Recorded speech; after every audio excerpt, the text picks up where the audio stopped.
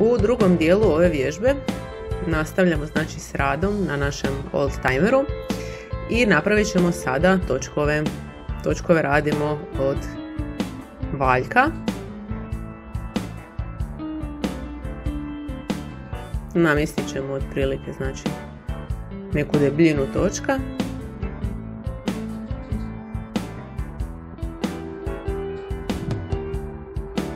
I napravit ćemo felgu, odnosno malo udubljenje. Izaberemo skicu, središte točka, središte tog valjka i ekstrudiramo prema unutra da bi dobili udubljenje. Znači crveno mora biti, subtrakt.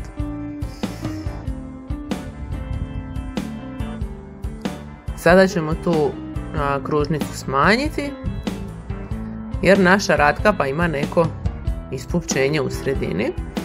Pa ćemo od te male kružnice opet napraviti jedan ekstrud i on će nam biti novi solid ili novo tijelo. Kružnicu ćemo ovu obrisati sa delete na tipkovnici. Odaberemo file, zaoblimo taj dio malog valjka da bude lijepo zaobljen. Opet odaberemo file i zaoblimo sada ovaj unutarnji i vanjski dio. Isto tako ćemo zaobliti i stražnji dio da nam odgovara ovom prednjem.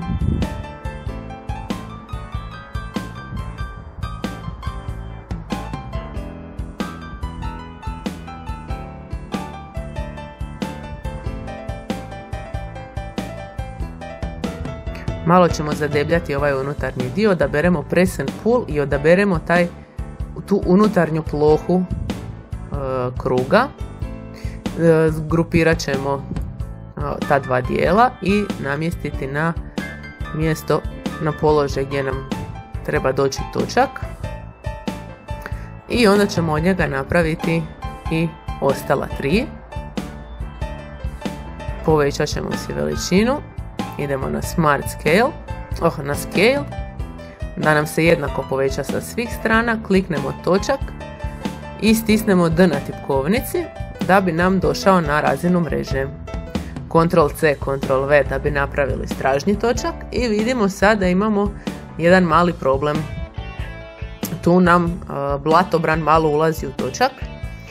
Sada ćemo taj blatobran odvojiti od ovog njegovog dijela na split solid, znači označimo tijelo, povučemo liniju, idemo na splitting entity i presjećemo, odvojimo znači stražnji dio od prednjega i dobili smo sada dva dijela. Sada možemo sa ovim stražnjim dijelom raditi što hoćemo. Malo ćemo ga razvući, znači da nam lijepo zauzme točak. To ćemo sada ponoviti i na drugom dijelu. Znači uzmemo polyline, tu ravnu liniju, označimo prednju plohu i povučemo jedan pravac. Označimo blatobran, odemo na split solid, prebacimo na splitting entity, označimo pravac i enter udarimo. Tako smo opet dobili podijeljen blatobran. Iskopirat ćemo si stražnji točak i zarotirat ga da bi mogli namjestiti blatobran po njemu.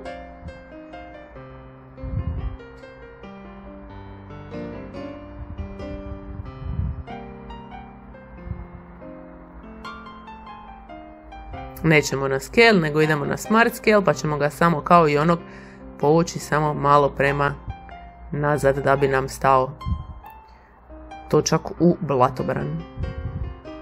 I po prilici ćemo znači namjestiti da izgledaju jednako.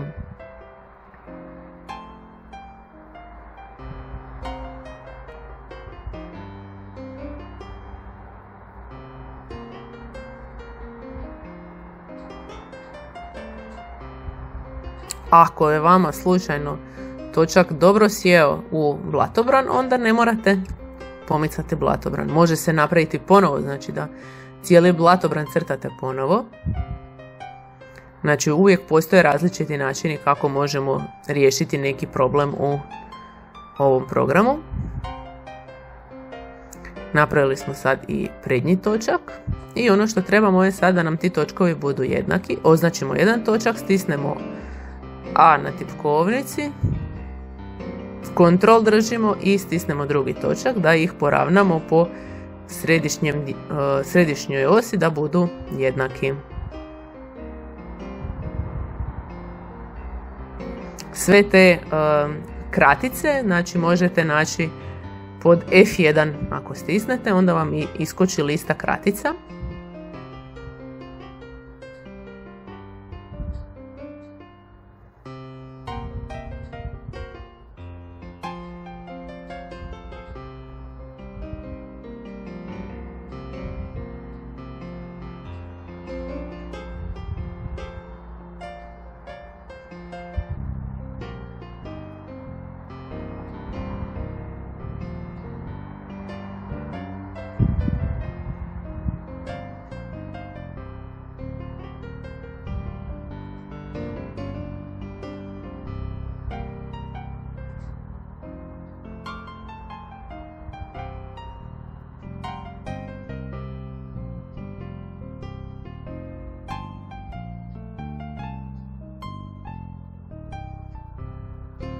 Evo ga, sad smo uštimali blatobrane i točkove.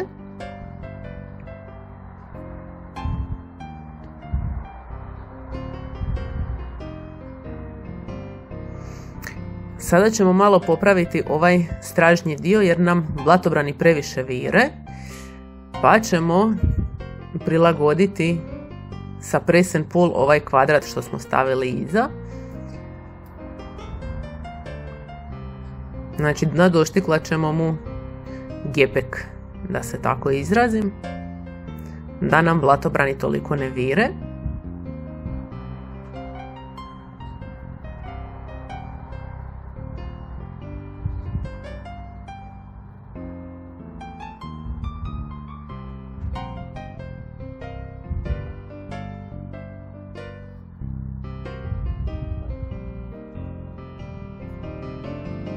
Tako, lijepo namjestimo veličinu i njegov položaj.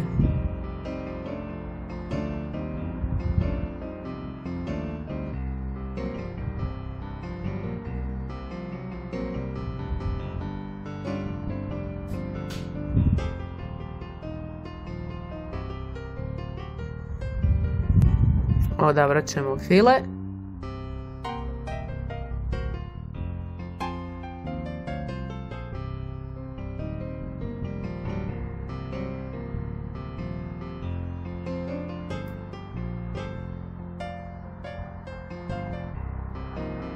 Još ćemo malo znači smjestiti prvo da nam taj gepek odgovara. Znači sve radimo od oka, ne morate se uopće zamarati nekim mjerama.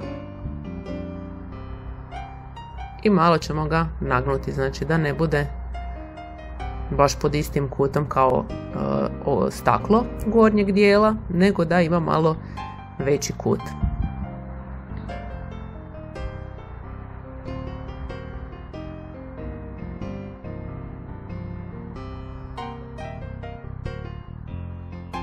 Sad ćemo odabrati file i zaobliti te stranice.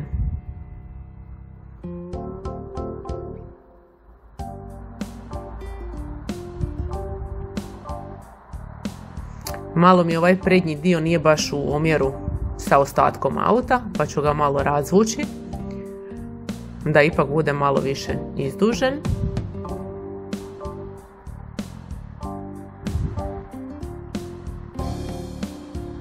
To ću onda učiniti i sa blatobranima, da što više odgovara slici auta.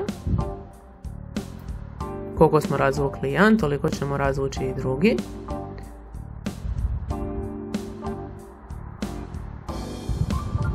Tako. Označit ćemo oba točka i povući ih prema naprijed. Smjestiti ih na njihovo mjesto ispod blatobrana.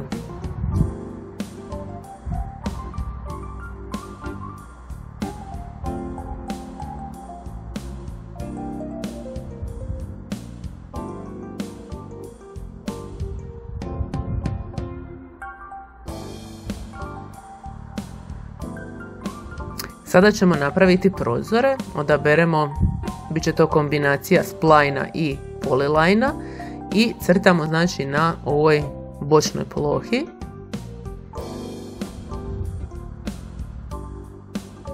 Imamo znači spline, pa onda polyline, kliknemo na skicu i nastavljamo dalje da bi skicu zatvorili.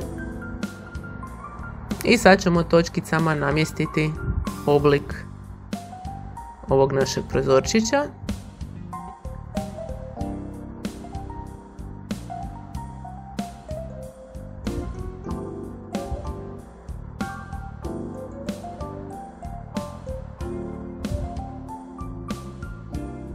Nešto mi je neposlušna skica pa ću nacrtati ponovo. Znači krenit ću sada od ravne linije. Malo bolje postaviti veličinu. To se događa u onom prvom pokušaju zbog konstanti koje hvataju skicu. Znači ako je recimo on uhvatio da je pravi kut između ta dva pravca, on to neće napustiti. Te konstante se mogu obrisati, ali o tome više neki drugi put.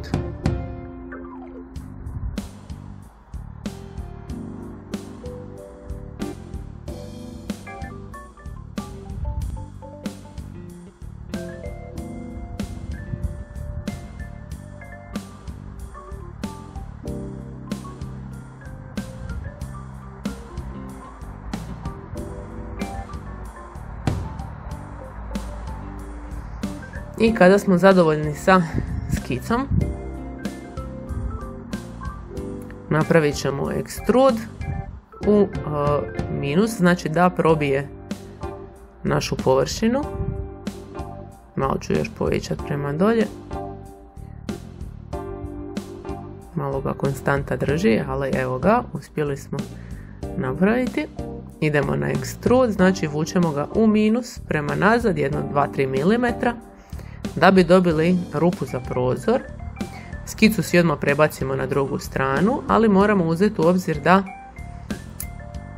ju moramo sada malo i rotirati zbog toga što je ta bočna strana auta lagano nagnuta.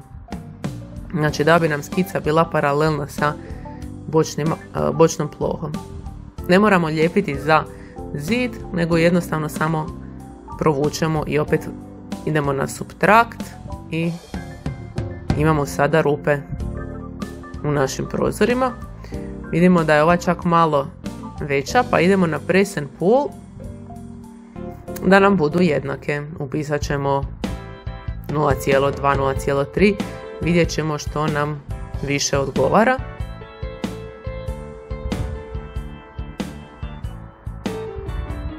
Evo recimo da je to negdje, da smo zadovoljni sa ovim izgledom. Stavit ćemo file na prozore koliko nam bude dalo. Zbog ovog oštrog vrha ne može nam dati puno.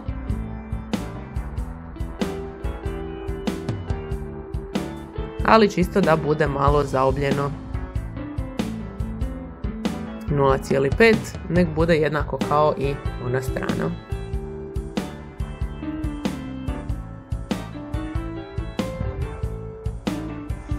Napravit ćemo sada i drugi prozor. Idemo na polyline, označimo plohu na kojoj crtamo i kliknemo za početak rada.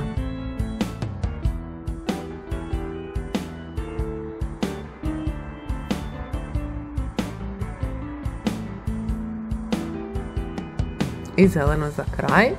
Malo ćemo naštimati opet točkice. I sada ćemo uzeti file, sketch file i zaobliti. Kliknemo na skicu i zaoblimo malo te rubove. Znači vidimo da postoje različiti načini kako možemo doći do nekog rješenja u modeliranju. I opet zakosimo skicu.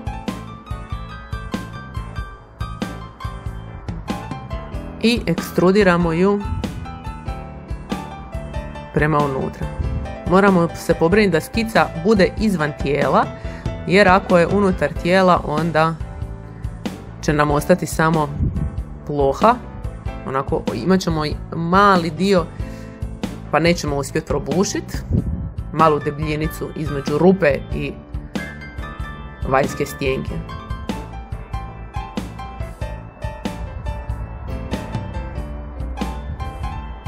To će se dogoditi kad budem radila stražnji prozor. Idemo opet odabrati file, označimo rubove koje želimo zaobliti i evo isto 0,5.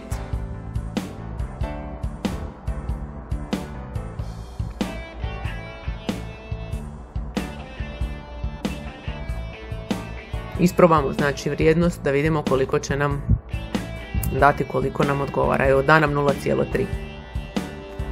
Zbog tih oštrih rubova tu znači ima problem da bi proračunao zaobljenje prema unutra i to ćemo znači samo prekucati na drugu stranu i skicu.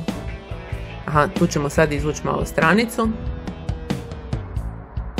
Idemo u plus, to će biti nešto sitno 0,3.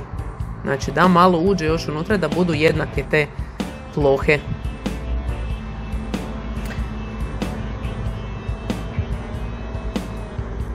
Sada ćemo napraviti prednje staklo, prednji dio, šajbu. Malo ćemo zaobliti taj vanjski rub i na ovoj plohi koja nam je ostala dodat ćemo skicu. Nju ćemo raditi iz četverokuta. Kliknemo na plohu na kojoj želimo crtati, kliknemo za početak i kliknemo za kraj.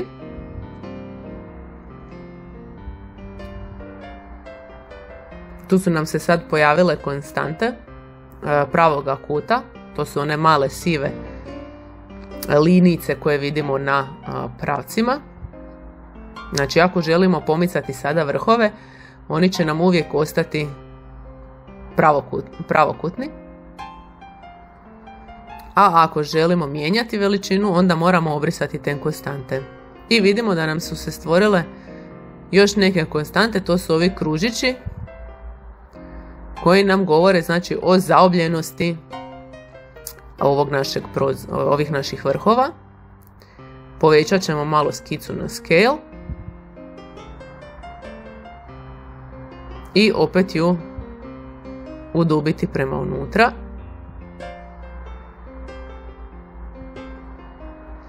Odabrat ćemo file i odabrati vanjski rub. File možete napraviti i kao zaobljenje unutarnjeg ruba. Znači ne mora biti samo na kao ispupčenje, može biti i udubljenje. Evo da vidite.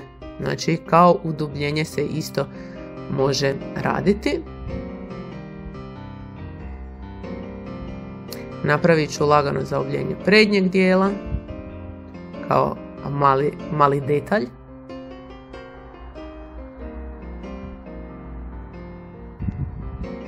I napravit ću sada svjetla. Za svjetlo ćemo uzeti hemisferu, pola hemisfere, pardon. I to će biti znači dosta jednostavno za napraviti. Od ovih osnovnih geometrijskih tijela ćemo raditi svjetla.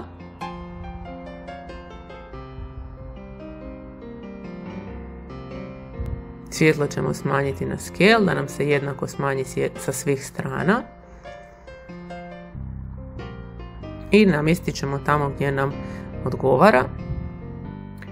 S obzirom da nam printer ne može printati u zraku, svjetlo nam mora biti pričvršćeno znači za naš blatobran. Pa ćemo iza napraviti jedno držalo tog svjetla.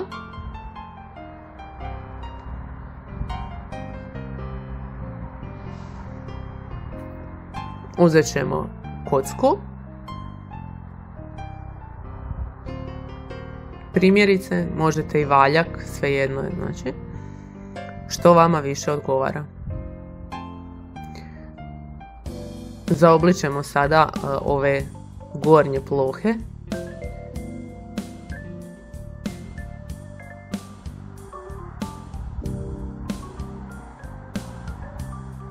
I ovo držalo ćemo smjestiti iza našeg svjetla da nam ga drži za blatobran. Znači malo uvući u svjetlo i malo uvući u blatobran. Malo ćemo prilagoditi veličinu, ne mora toliko biti veliko.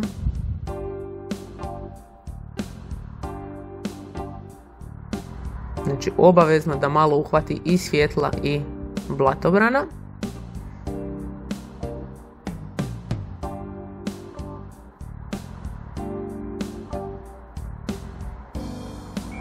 Evo ga, imamo gotovo svjetlo.